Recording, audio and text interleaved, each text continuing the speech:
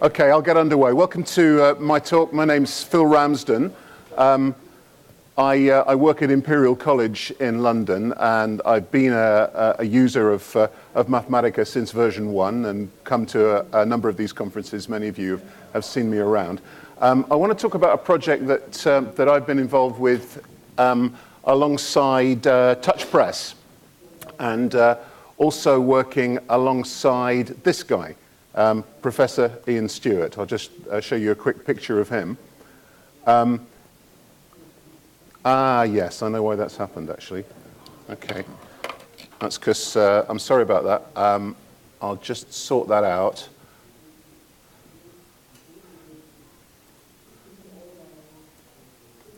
That's because I just saved it on the flash drive there. Okay, so I'll just start that up again.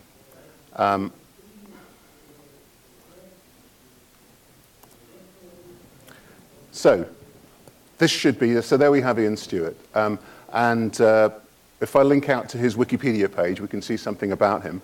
He wanted to come along, actually. It would have been great if we could have him at this conference, but he wasn't able to make it. And the same's true of Theo Gray. It was going to possibly be a three-man talk between among me and Ian Stewart and Theo Gray, but in fact it turns out to be just me. So Ian Stewart is just coming up on Wikipedia now. What on earth is that? There we go. Okay. So he's a widely known popular science and science fiction writer. And I hope he's known to some of you, but almost certainly he won't be known to all of you. And the key thing here, the key thing in this context, is his list of publications. And there we have a list of publications, a list of books in mathematics and popular science, going right back, as you see, to 1981. He's written very heavily in the Terry Pratchett Discworld universe, sort of fan space, which I'm not part of, but I know a lot of people are.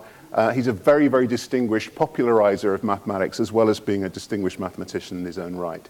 When I got the chance to work with him and with TouchPress, I leapt at it.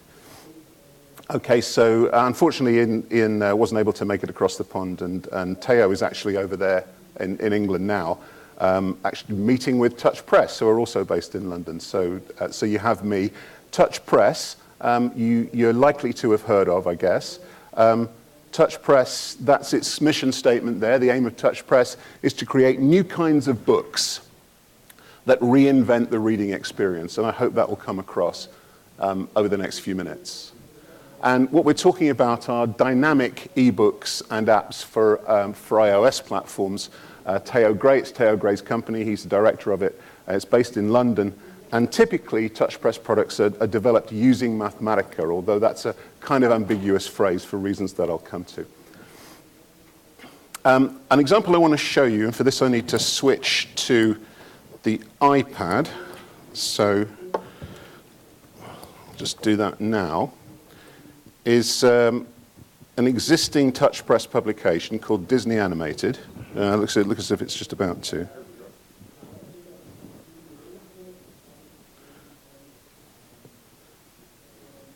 Okay, so Disney Animated is out there. It's available already. And I'd like to show you a couple of things associated with Disney Animated that that involve Mathematica in their development. So I've just got my iPad here. And the first one I'm going to show you is color maps. And I think you may have seen this in Theo's talk last year, so apologies if this is going over some familiar ground. So what we have here are a set of color maps based on the Disney animated canon. And I think just about every movie is there. So let's take one that looks fairly distinctive. Let's take that one, perhaps. And that's actually Aladdin. I think I could tell it was going to be Aladdin before I clicked on it. And what we have here is a color map of each of the scenes from Aladdin, sampled frame by frame. I don't think every frame is there, but I think there's quite a high sampling rate. And as we go through the movie, you can get a real sense of the color, look, and feel of that movie. And if we choose a different one here, that's the Three Caballeros, for which there's a very different color scheme, you can see that's reflected in these color maps as well. Okay, so Mathematica was used in the development of this interactive resource, and I'll come in a moment to how. And there's another one I want to show you, which I think is absolutely great, and this is based on an upcoming Disney movie, which is called Frozen. I don't think it's out yet, but I think it'll be out soon. And I think you need to be able to see what I'm doing on the iPad here. So I'm just going to do this. I'm just going to swirl my finger around like that. Okay, so you've got this great swirling Disney-type snow. You can probably tell, this is a mathematically sophisticated audience, that what we have here is a flow in a vector field. And we can make that vector field explicit if we want to, or we can turn it off. We have controls over various settings. So I can increase the amount of turbulence in the flow. I can increase the strength of the field to constrain the movement more. I can reset, and so on. This is a lovely thing, I think, a huge amount of fun to play with. And again, it involved Mathematica intimately in its development. Okay, I'm going to switch back now to the laptop, so just bear with me. The way in which Mathematica was used to create those two fantastic interactives was different in the two cases. With the color map that you saw, Mathematica was actually used to generate the data. I'll just show you how that happened. Again, that was not exactly what I was expecting, but let me call that up now. Here, Mathematica was used to generate the actual data. And key in that, central to that, was this color clustering, which you get pretty much free with Mathematica, but which is very, very difficult to do without it. So Mathematica was absolutely necessary there to generate the data that got used in the final app, in the final ebook. By contrast, if we're looking at Elsa's Snow, which was that fantastic snow interactive that you saw earlier, Mathematica was there used in algorithm development as an environment for very rapid and responsive real-time prototyping. So it's Theo Gray that was doing this. He was involved in conversations with Disney. He was involved in conversations with Touch Press. As a result of those conversations, he was able to make those ideas live and evolve in real time. And I think, if I may use the phrase, that this represents what you might call a new kind of workflow, which I don't think was even possible before version 6 of Mathematica, but which is now not only possible, but works really, really well.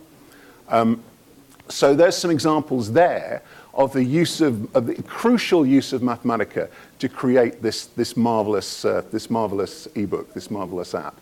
But, and I think this is very important in the context of what I'm about to say, Mathematica doesn't power the final product. You don't find, there's no Wolfram language, there's no CDF, there's no Mathematica in the final ebook. Okay, so the book that I'm currently working on is going to be different. We're talking about an interactive ebook for a general readership on kind of fun, fascinating mathematics, so very much in the Ian Stewart oeuvre. I wish I could tell you the title. It seems that I'm not directly involved in these wranglings, but the title space for this kind of book is apparently quite densely populated, and finding something distinctive is still an ongoing project. But watch out for it. You'll remember the name of the author. My role in this has been analogous to Theo's role in Disney Animated, which is realizing some of the mathematical ideas in Ian's text and that have arisen out of conversations with him and with Touch Press in Mathematica. Now, oh yes, so just quickly a list of the chapters that are going to be in the first edition of this ebook. There's going to be one on infinity, codes and ciphers, the primes, and so on, ranging over a wide set of mathematical areas, all of which we hope will support this kind of rich and sort of joyous interactivity. And as before, one of the ways in which we're using Mathematica and CDF, and I guess I should now start talking about the Wolfram language, is as a rapid prototyping environment. I just quickly show you some examples of that. So here's one on the golden ratio and the Fibonacci numbers. What this is supposed to represent is a sunflower, and you have some seeds in this sunflower, and they lie on a spiral. And I can show the spiral. It's not particularly, it's a bit dense to make sense of, but there's the spiral. And a seed gets placed on that spiral after a certain angle. So when a certain angle has been gone through in that kind of polar plot.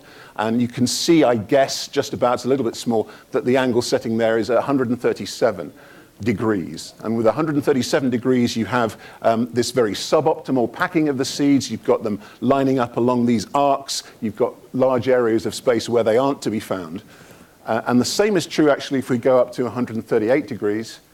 You get the pattern of arcs is different, but you get the same phenomenon. But somewhere in the middle, if I can get this right, yeah, there we are, 137.508 is a pretty good one. We get something that's much closer to an optimal packing of the seeds.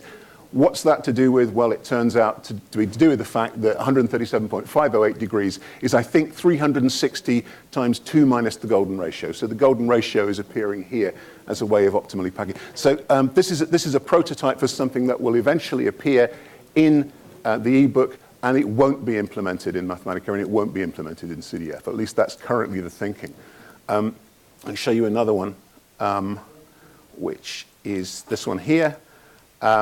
And this is, I'll just reduce the magnification so you can see a little bit more of it. So what we've got here is a kaleidoscope, which allows us to create patterns. And there are 17 settings for this kaleidoscope. And you've probably guessed, if this is your thing at all, that those 17 settings correspond to the 17 wallpaper groups. So I'm not the world's greatest draftsman, so these are going to be pretty unattractive wallpaper designs. But you almost find yourself creating interesting patterns despite any lack of talent that you may possess.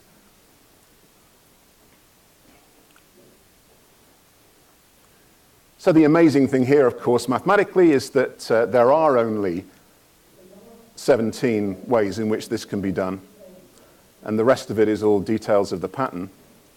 And I think you can see, looking at this, that you can see the rationale in this case in particular for why we're not using Mathematica in the final ebook, for why we're going to implement that in a lower level medium.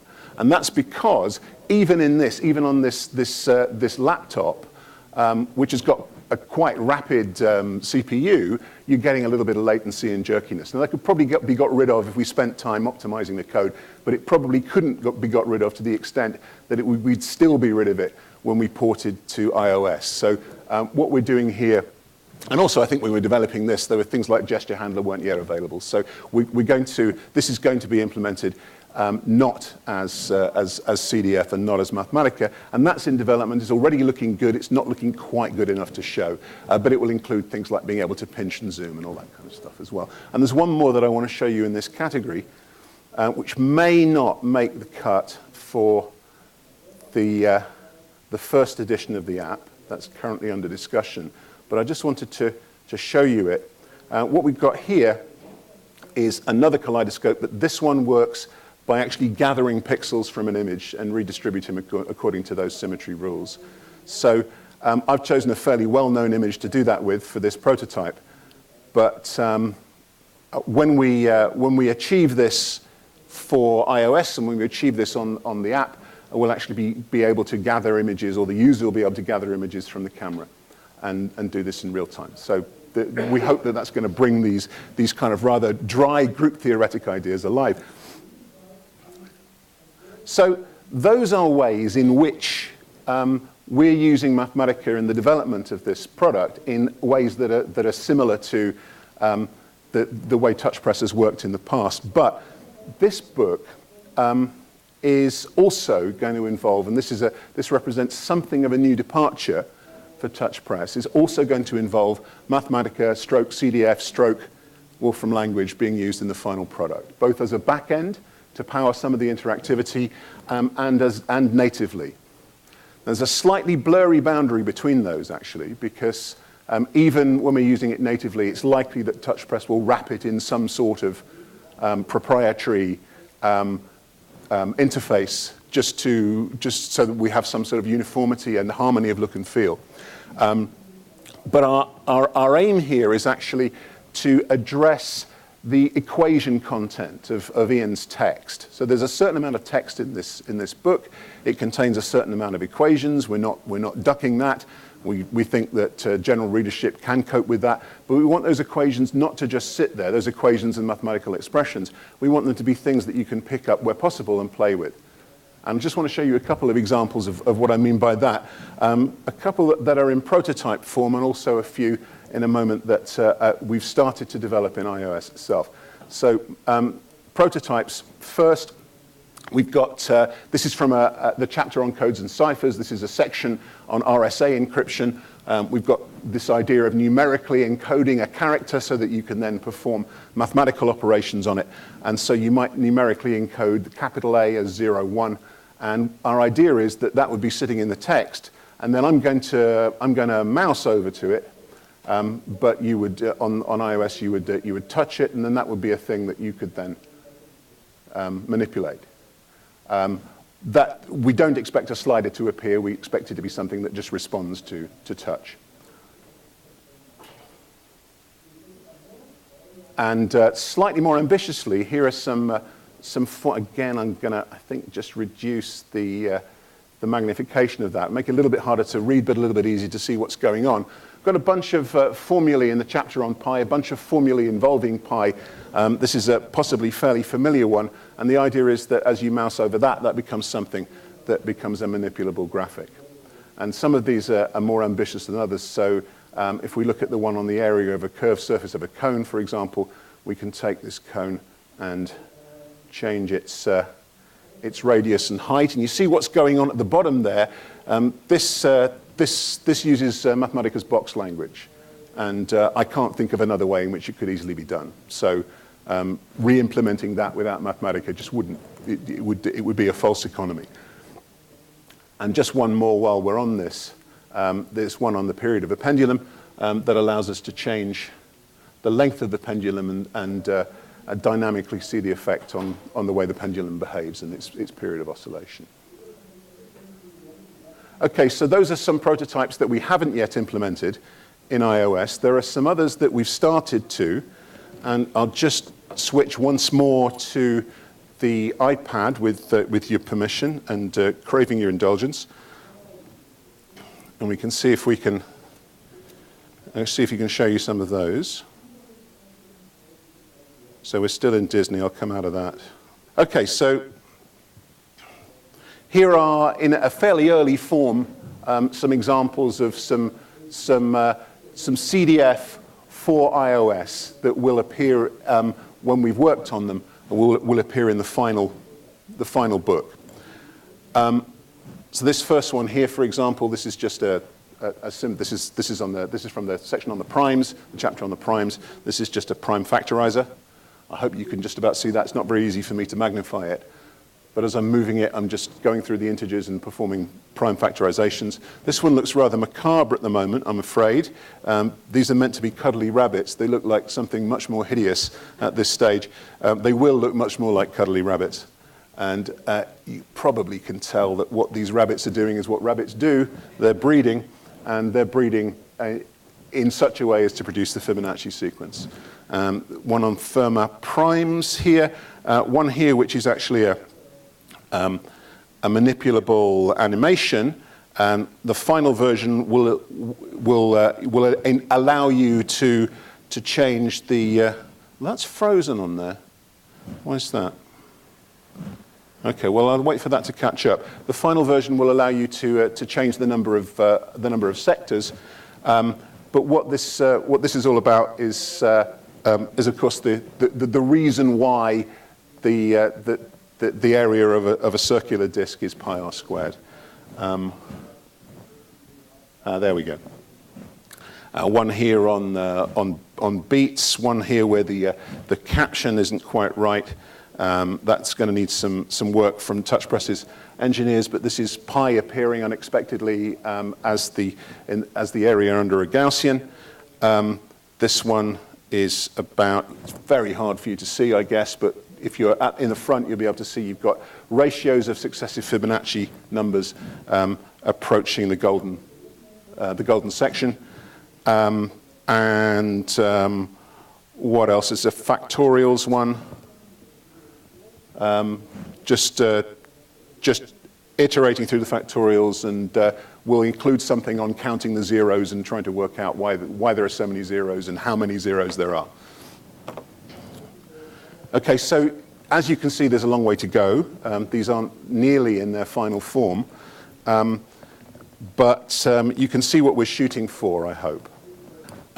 Just to give you a little bit of a sense of what the final thing will look like and feel like, this is just I'm just stepping through some frames in an animation at this stage. This will become a responsive manipulate object, or a responsive interactive object in the final book. This is a very, very simplified version of the German Enigma machine from the Second World War. Very, very simplified, but for a reason, and the reason is to convey the fact that because there's a reflector involved, no letter ever encrypts as itself.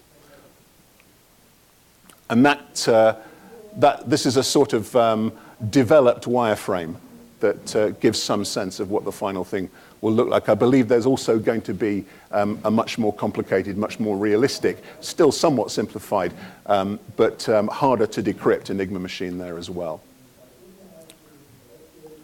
Okay, so this is coming out, I can't be more precise than that at this stage, but it's coming out in the first quarter of next year. Look out for it, and come to the European Technology Conference, where we hope to be able to demo it ready and out. And come to IMS when we've announced where that's going to be, because we'll be doing the same there, I hope. And in the meantime, if you want to get in touch with me about this or anything else, then please don't hesitate to contact me. Don't hesitate either to contact Touch Press. Please subscribe to the Touch Press blog and follow Touch Press on Twitter. Thank you very much.